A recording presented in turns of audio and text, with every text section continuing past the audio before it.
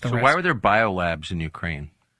I think that the whole Ukraine thing is really fascinating, right? Like, I can't tell you that. We know that, by the way. It's not a conspiracy theory. I mean, No, there's biolabs the in Undersecretary Ukraine. of State announced it in the Senate hearing. Totally. And Metabiota and the connections to Hunter Biden. Metabiota is very much connected to the research, including things like the diffuse proposal, including Peter Daszak, who's like an evil scientist slash spy, who's potentially not just spying for the U.S., but spying for the Chinese Communist Party, and working as a double agent. I mean, all of these, why are all these things, why are they all in the same bucket?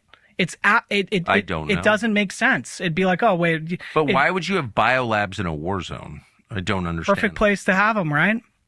No one's looking. There's no regulation. You can do whatever you want there.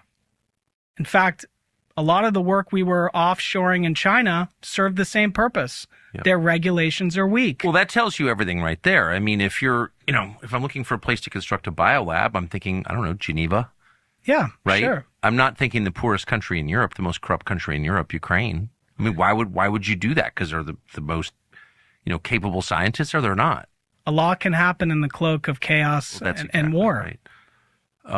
We know that from history. I mean, things happen in war zones. So just that specific question, Toria Newell announces we've got biolabs in Ukraine. What?